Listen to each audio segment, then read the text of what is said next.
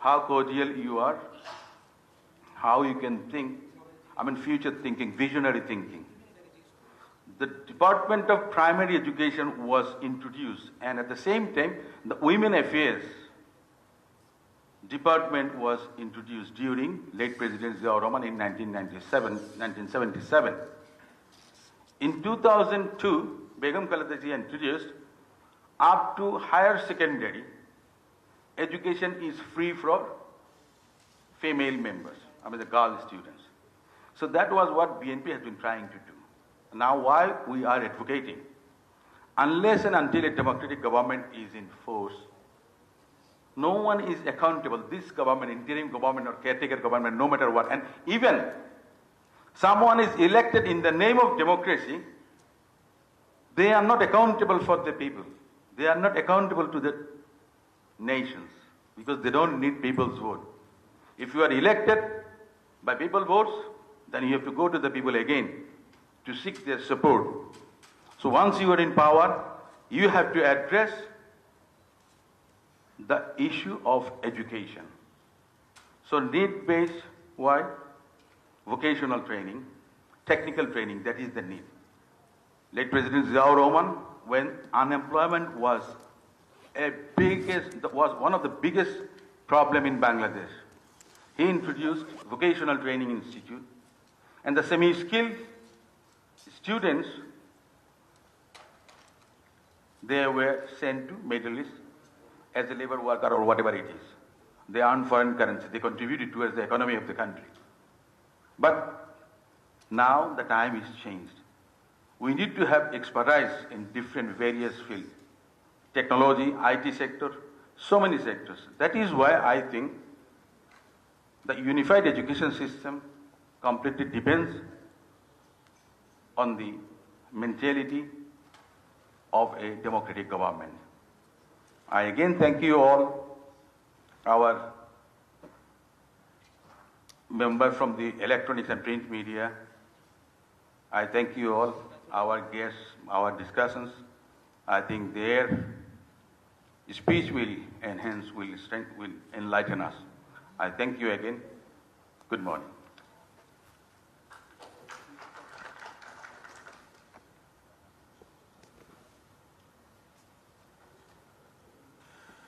Thank you, Ambassador Nasiruddin Hashim, for making your valuable points and also highlighting BNP's track record in Bangladesh education policy over the years and also highlighting some key achievements. I would like to now invite Dr. Abdullah Al Mamun, Chairman, Democracy Dias Bangladesh and faculty member, University of Dhaka, to say something valuable for us. Thank you. Perhaps the immense challenge would be saying something valuable in front of this very esteemed audience. Organizers, guests in the stage and very esteemed audience, representative of press, and of course a very significant presence of the diplomatic enclave. A very good morning and Assalamu alaikum. The title of today's event, if I correctly can summarize, the democracy as the foundation of new need and knowledge-based education.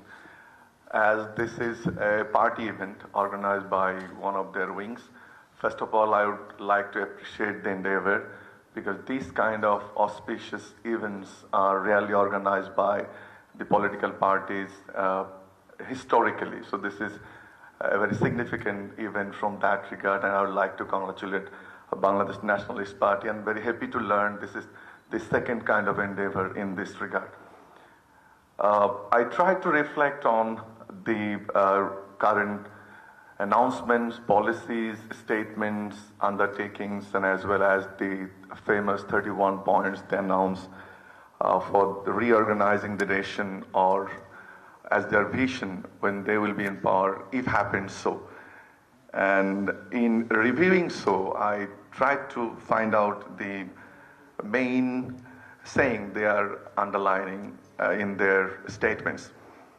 I think the first and the foremost important issue is their 31-point announcement. And on that point 25, they have categorized that they would like to reorganize the education system regardless of primary and higher education with two mottos, in fact. First one is the need-based education, and second one is the knowledge-based education. And in doing so, it revealed from their statements and political speeches from the top to bottom, particularly from the acting chair, that they would like to increase the education budget from around 1.7% to 5%. That 1.7%, perhaps most of you know that the lowest in South Asia and lowest again among the LDCs. So this is a remarkable announcement, and I would like to request you, particularly the diplomatic representative, to serious note of it. In this background, I tried to outline that from the documents and the presentations, what they're really trying to say to the public and people nationally and internationally. I think two important points here. First, they're saying that the education should be universal, both in higher and primary education. And the cornerstone of that system would be equitable and futuristic. This is the very important point revealed from my research reviewing their documents and publications, as well as the speeches regularly they're delivering to the media. And the second thing I think they have prioritized is the improving the learning system and making it more international, and learning from local experiences as well as from the development partners and international communities. And third one is very important, having the demographic dividend in front, the achievement of skill-based workforce. The number 4, I think, from their undertakings currently, they're promoting just before the election. The fourth pillar, I think, I tried to identify is the need-based. When they're saying, what is that need-based? My understanding, reading their materials, is more vocational, digital-oriented, and the proficiency of both IT and English language. That is what I understood. Before I move on and evaluate their statements, I would like to draw your attention on a perspective that has been developed by last 15 years. Fascist regime, I'm sorry to bring politics into education, but the headline, but the subject itself says the democratization. I'll spend a minute or so onto that. So if you look at the current state of education, we will have almost 96% of pass rate in primary education. Perhaps it's world record because it was intentionally promoted that the primary education has been expanded, but the issue was with the quality. And second highlight for you is currently we own 54 public universities and 114 private universities. Regardless, it has huge question, both public and private universities, in terms of the resources, both physical resources, academic resources, and particularly the outputs, because due to their activities both in primary, secondary, and higher education level, perhaps the country is now having the learning poverty. That can be the terminology can be used by me as an academic. So with that tagline of learning poverty, let me unveil some more of the facts from the last 15 years. The second thing I would like to draw your attention is the internationally, when we are talking about math and science education, the primary graduate are 50%, shown 50% inability in demonstrating their knowledge in English and science. And the final highlight for you is that in terms of the innovation index, after the last 15 years effort of the government, we rank 106 out of 139 countries of the world. So these are the few metrics for you to understand the current state of affairs. I would also like to spend a minute or so about the undertakings of last 3 BNP regimes. starting from President Ziaur Rahman, his famous point 19 announcement, and where point 11 speaks about the education, and with particular emphasis to rural education. Mr. Ashim has highlighted some of the undertakings of Begum Khaleda Zia. I don't like to spend much time on that, but of course, a few things should be highlighted, otherwise it will be injustice to very capable Prime Minister Begum Khaleda Zia, particularly because of his achievement was internationally promoted, even in the New York Times, for her remarkable achievement to girls' education, private university introduction, meals in the school, food for education, scholarship for the students, and many more. Therefore, you can understand that in the regimes of BNP, they really try to make the education meaningful and also have a holistic approach, regardless of primary, secondary, and higher education, to significantly contribute to the GDP, what we expect by the education. Let me now talk on 5-6 points, and then I will conclude. The first thing, as I said, that it is appreciable by BNP when they have announced that they will invest 5% of the GDP on education. Because historically, as I said, we are never above 1.7 or near 2, or even over 2. And the important thing is that, how do they do it? What I found from their statements and also in the documents, that they would like to give emphasis on the ICT education, technology, internationalization of education, and also education as a catalyst for poverty alleviation. But in doing so, I think the important thing for BNP would be how that budget is spent, because previously we have seen that education budget and the reforms and also the opportunities was grabbed by the party people, and somehow even the minimum budget were not spent correctly. One of the ridiculous things in the world happened when Awami League included ICT and technology budget to education and showed that it is around 12 to 15%, whereas the real budget was 2% or 1.6 or 1.7% continuously. Another important thing, I think, that it should be a departure from the status quo, I think. And what is needed to be done is what Mr. Ashim has said, that salary of the teachers are very poor.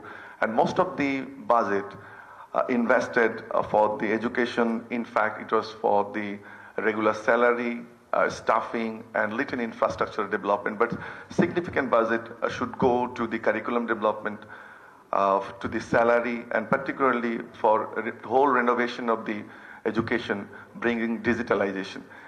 And in doing so, I think the most important thing should be, how do you have the accountability mechanism in place, whereas you can show and demonstrate or tell the people that this is the budget we are going to spend, but what would be the accountability mechanism for that?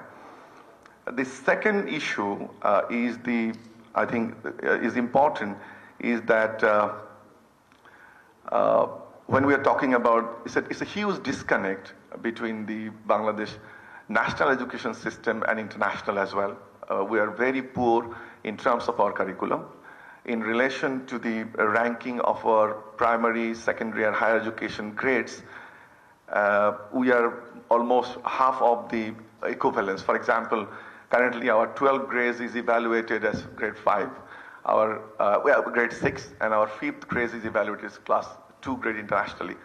And also our honors and master's degree, many of you sitting here with international exposure and degrees, we really bumped into a situation where we complete our honors and masters. When it comes to the enrollment in PhD or other degrees, or even having a honors, when you try to enroll a master's program, then international universities, particularly good universities of US and UK, they ask you for a foundation course, or even request you for IELTS and other tests. I think this is the important area for BNP to understand and work for the internationalization of education. And the second point in this is what is very important is the collaboration with the international universities. And also, BNP needs to think, when they are saying internationalization of education, is the cross-border education.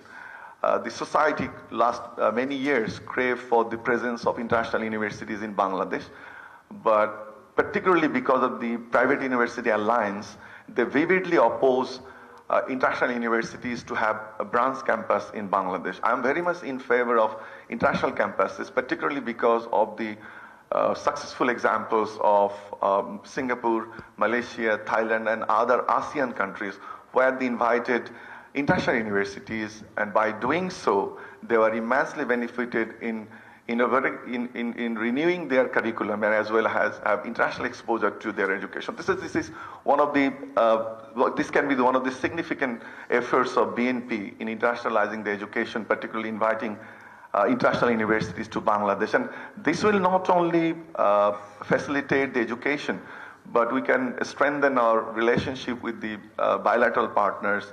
We can enhance our diplomatic relations, because track to diplomacy is also very important. The fourth point to me is the vocational and understanding the vocational and technical needs. It is well articulated in your documents, and I think in doing so, what we can do that we can not only meet the local demands, where when I'm saying the tagline of my speech is learning poverty, so you can really feed the industries. And also, as we're having the demographic dividend, we can send our skill labors worldwide, and the markets internationally opening, particularly because of the demographic crisis, both in ASEAN countries, North Europe, and other areas. But one thing is important, the recognition of our vocational curriculum. I think we have experimented a lot, and our vocational training center, all the TVET center, particularly under the government, 80 TVET center across the country, are having the problem of international recognition. So it has to be thought that how can it be recognized? We can offer international boards like Cambridge, Edexcel, and other City and Guild and other educational boards who can recognize our vocational degrees. And the fifth one, I think the digital transformation is critical, because you will have money, and if you can't transform the education towards the digitalization, and in the era of AI, then it will be a huge regret. So I think it is very important to look at all the aspects and prospects of digitalizing the education. And the sixth one, I think it goes very well with President Ziaur Rahman's motto of rural education, is the decentralization of education, because currently most of the facilities are very much centered to the town, and it creates huge inequality. And when you are promoting democracy for education, I think it is a must that you ensure decentralization, so that people from all aspects, regardless of towns and villages, have the equal opportunity. So this is very much important for BNP to speak about, even in their manifesto, how they will decentralize their education undertakings in future. And finally, I think this is the most important point relevant to today's roundtable, is the affordability. So there is a huge nexus between education and poverty. As the public expenditure is poor in education, so there is a nexus between education expenditure and the poverty. So it has to be investigated and examined enough that how can you reduce that, particularly the burden on the insolvent families to bear the tuition fees, their accommodation, the transformation, even tuition fees in the education institution. Thanks to Begum Khaleda Zia, who made education free for the girls, provided a scholarship. I think this can be a renewed approach from the BNP to ensure affordability of education. That will ultimately reduce inequality. This is what is one of the expectations of democracy. And finally, I think whatever you do, one of the issues that we encountered in the last 15 years is the question of accountability, transparency, and of course, your commitment to the people. That would be the most crucial question. What we don't expect, that when BNP comes into power and having the 5% expenditure, that will definitely improve the overall environment of the education. But the most important thing would be how would you spend every penny, and what would be your accountability mechanism. And in saying so, I think it is very important that you have National Education Evaluation Authority, that will not only keep the record, it should track the outcomes. And what we say in economics that development result management, or there should be a framework to evaluate the results or evaluate the impact or evaluate the money, the impact of the money you spend for the education. Therefore, the recommendation would be to have a national education authority that would track the outcome regularly, audit the budget and expenditure, and also measure every impact of the money we spend. Finally, I think in combining the increased budget and also a forward-looking education agenda, Bangladesh Nationalist Party can really fundamentally reshape the approach of human development that I strongly believe. And the potential benefit are immense, of course, and the better education population will not only contribute to higher economic productivity, of course, and innovation, but also help build a more inclusive and democratic society. And we should not forget that quality education promotes gender inequality, gender equity, reduce poverty, and empowers citizens to participate meaningfully in public life and democratically. Thank you.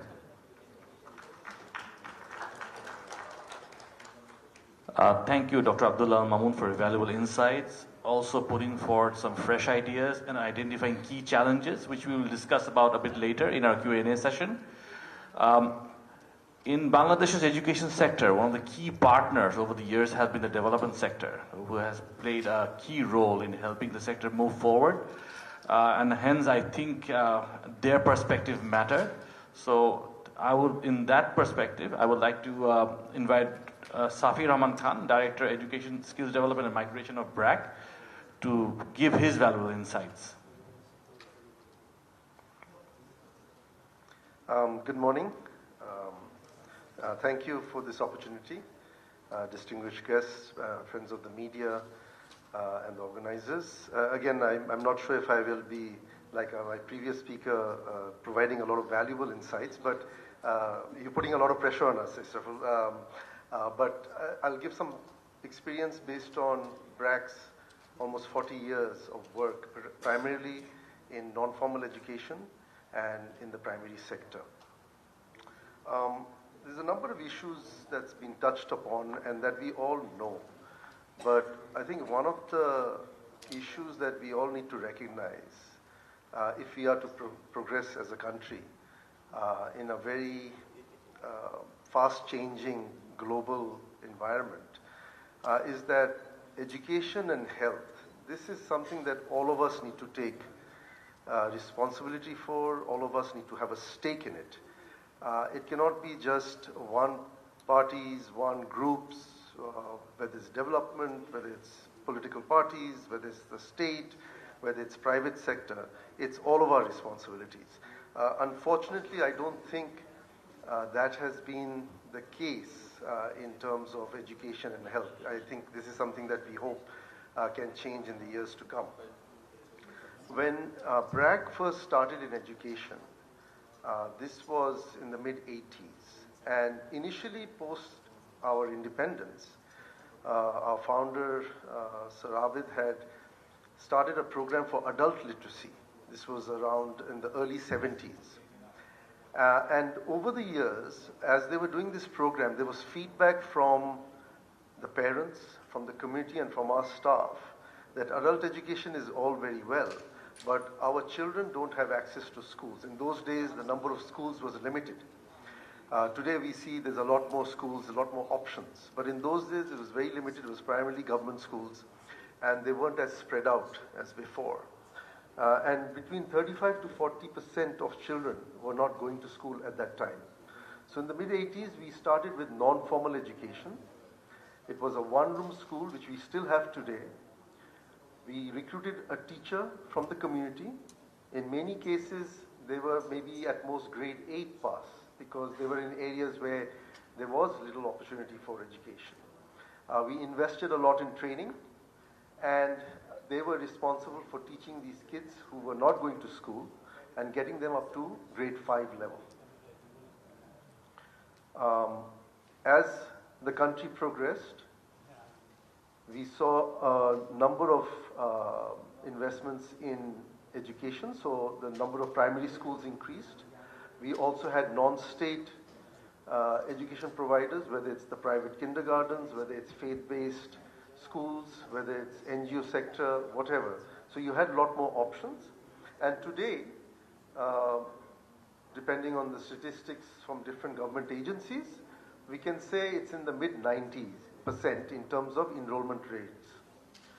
So you don't see a lot of children out of school other than in certain pockets. So for instance, in the wetland areas, in certain indigenous community groups, in urban slums. These are the areas where we have pockets. But by and large, children are going to some school or the other. The issue has become about quality, which everyone, all of us know. Quality is a really fundamental problem in Bangladesh.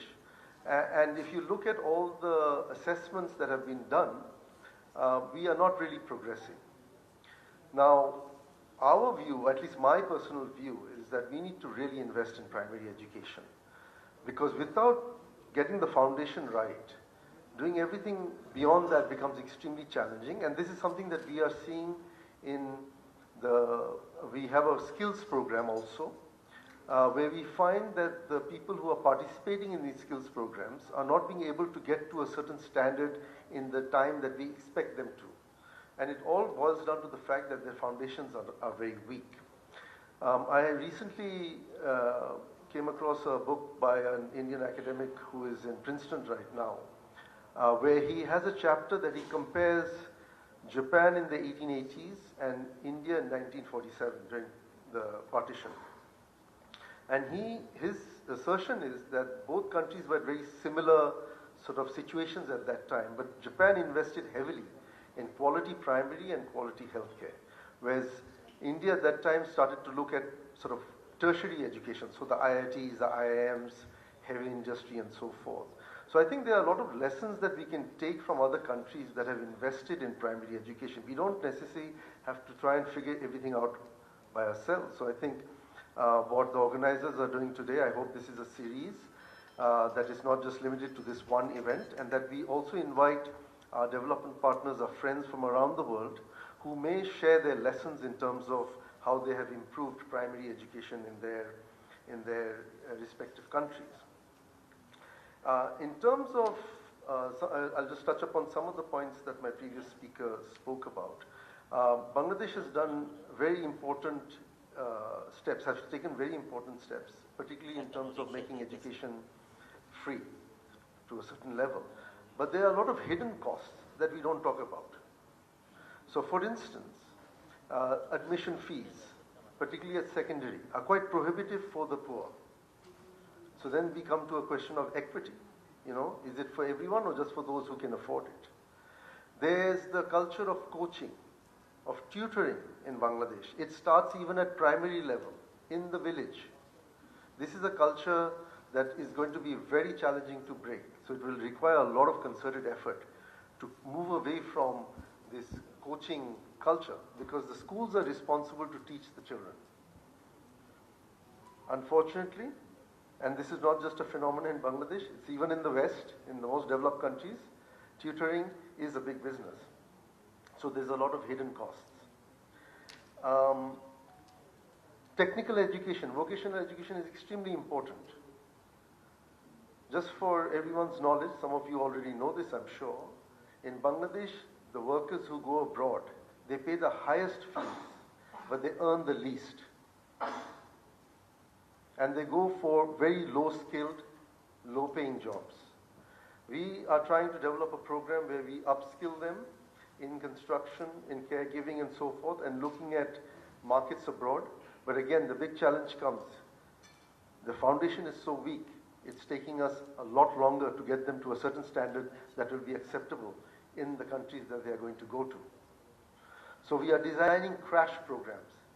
These are like 6-month boot camp approach.